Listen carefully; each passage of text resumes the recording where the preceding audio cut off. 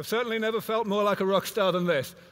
So 12 minutes, that's not very long. Oh, 12 minutes and 15 seconds, thank you. All right, so I'm quite pleased that this talk was delayed until the end of the session, not only because Mark Wexler's excellent film will appear afterwards, but also because this is a great way to complement the talk that happened at the very beginning of the day, Tony Atala's talk. Tony, of course, spoke about regenerative medicine, and I'm going to talk about regenerative medicine too. But I'm going to talk about it in a rather different way. However, Tony and I have a great deal in common in our science. In fact, Sense Foundation, the organization that has been founded around my work, is actually supporting 2 major research projects at Tony's Research Institute. So, I'm going to give you 5 reasons why indefinite youth is now medically foreseeable. That means why you can look forward to the possibility that we will be able to keep you in a state just like a young adult, both mentally and physically, for as long as you live. I'm going to give you 5 reasons why that's true. Here's the first one. It's a really important problem, which means that people are working on it. And as people become more and more cognizant that it's going to be possible to succeed, it's going to be worked on more and more. We've already made some progress in that respect, and we're making more all the time. But I thought I would still tell you just how big a problem it is. 150,000 people, see that? Die every day. But 2/3 of them die of aging. Twice as many people die of aging as all other causes of death added together. And in a country like Mexico, it's probably 80%, going up all the time. In many industrialized countries, it's over 90%. Some people say, well, yeah, okay, so it kills a lot of people, but still, should we do something about it? I wouldn't want to be old all that time, they'll say. They'll think that defeating aging with medicine involves keeping people alive in the same state of health that old people are in today. But no, I'm going to explain to you now that that's not what it's about.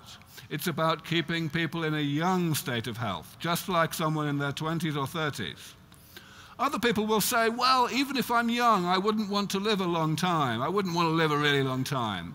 Again, this is the wrong way of looking at it.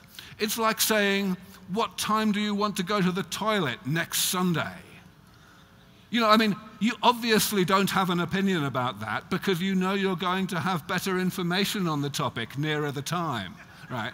It's the same with having an opinion about how long you want to live.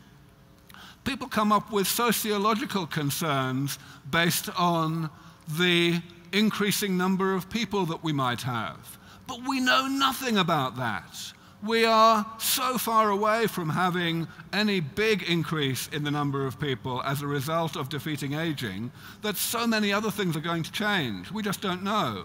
People will even say, well, they don't want it because it won't be in time for them, as if they didn't care about their kids. I mean, come on. It's all about health. This is all about keeping people in a healthy, youthful state. And there will be dramatic longevity side effects of this, probably. But they will be side effects. And any doubts that you may have about the desirability of all of this comes down to, do you want to get Alzheimer's disease? What is aging anyway? Aging is a side effect of being alive in the first place. The normal operation of the human body, metabolism, creates various types of molecular and cellular alteration to the body, which eventually build up to a point that the body cannot tolerate. And that's when the diseases of old age begin. But here's reason number 2 why it's foreseeable. We haven't been going about it the right way. So the fact that we have so far had very little medical success in postponing aging does not mean that we never will. Essentially, everything we do today revolves around what I'm here calling the geriatrics approach, treating the diseases of old age just like measles or any other infectious disease, trying to eliminate it from the body. That's obviously not going to work because aging is an intrinsic side effect of normal being alive. There's another approach, which I'm calling the gerontology approach, and that says, well, let's try to clean up the way the body works so that we create damage more slowly than normal. But that's a really misguided idea too. Here's why. The body's really complicated. This is a simplified diagram of what we know about the body. And the amount that we don't know is even bigger. So that's never going to work anytime soon. But luckily, and here's reason number 3 why we can expect to do well against aging soon, we have a third approach. I'm going to call it the maintenance approach. And here is where I start to talk about what Tony talked about this morning. This is about repairing the damage of old age before it starts to cause diseases. It avoids the problem of the geriatrics approach, because here we are attacking something which does not have accumulating causes. So the problem is not getting intrinsically harder all the time. But also, it sidesteps our ignorance about how the body works, because we are fixing this damage that's happening as a side effect, but which is not harmful until it builds up too much. Now, the best news is that we are quite close to actually implementing this. First of all, we can describe what this damage is, these molecular and cellular changes in the body, in a very concise way. There are only 7 major types of damage that we need to fix. Here they are. Things like loss of cells. That just means cells dying and not being automatically replaced by the division of other cells.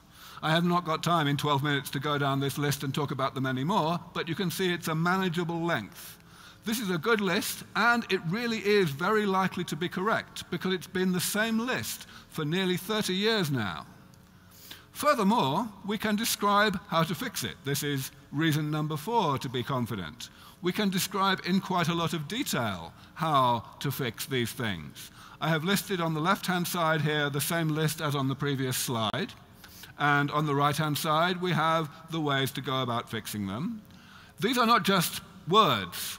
There is so much that we know about how to do this that in the book I wrote about 5 years ago, Ending Aging, which has actually just been translated into Spanish, and you will be able to buy that in a couple of months, we can put a whole chapter of information about how to fix each of these 7 things. 1 chapter for each of the 7. So that's pretty good news. Now, I want to spend a few minutes talking about the details of this so that you believe that this is real science. This is a microscope photograph of the beginning of atherosclerosis. And it is the accumulation of molecular garbage in the cells in our arteries as a result of some toxic molecules which are created by the body, and they poison these cells. We have found a way to fix that problem. We found bacteria which can destroy this substance.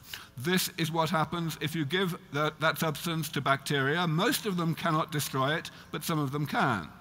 Next, we have been able, after a lot of time, 4 years it took us, to modify the genes that those bacteria use for that purpose, to put them into human cells in culture. And we have shown, as it is in this graph, that we can protect human cells from this toxic molecule. We believe that soon we will be able to put this enzyme into the human body. First of all, into mouse models, so that we will be able not only to prevent, but also to cure cardiovascular disease, which I'm sure you know is the major cause of death in the Western world. Now for number 5. I have told you that we have these therapies we are developing. I think we have a good chance, maybe a 50-50 chance, of developing them completely within the next 25 years or so. And I believe that when we do, we will be able to take people who are already 60 years old and make them younger again, so that they will not be biologically 60 again until they are 90. 30 years of time we will give those people. And that is a long time in technology. That's 30 years in which 30 years in which we will be able to improve those therapies and make them even better, so that we can take this 90-year-old person who is biologically 60 and rejuvenate them again so that they are biologically 30. And they won't be biologically 60 for the third time until they are 150 or something.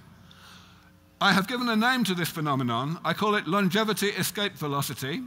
And I am pretty sure that we will always be able to maintain longevity escape velocity, to improve the comprehensiveness of these therapies rapidly enough over time so that once we can give people 30 years of extra life, we can give them 300 or 3,000 years of extra life. And remember, every single one of those years will be healthy and youthful. You will be biologically in your 20s and 30s, enjoying life the way you do now, enriching each other's lives, not spending your time looking after your elderly, sick parents or grandparents. What this means in terms of longevity is what I've said here. We don't know how soon this is going to come along. I have said we have a 50-50 chance of doing it within the next 25 years, but we have at least a 10% chance of not doing it for 100 years. That's okay, a 50-50 chance is quite enough to be worth fighting for. However, once we do it, we will have done the hard part, and people living much, much longer will be only a little bit younger. That's in the long term, though. We won't have any 1,000-year-old people for at least 900 years, whatever happens. And it doesn't make much sense to think very hard about how things are going to be in 900 years, because there are too many unknowns. But here is what you need to think about. You all probably know people who have Alzheimer's or cancer, and you probably wish they didn't. Well, I wish they didn't too, and I want to stop that from happening as soon as possible. I know that people will then be able to expect to live a lot longer, and I think that's a very good thing. But what matters most is people's health. That's what it's all about. This is the book I mentioned earlier. It is available already in English. It will be available in Spanish in only a couple of months. And I'm happy that you were able to come and listen to what I had to say. Thank you. Ábrelo.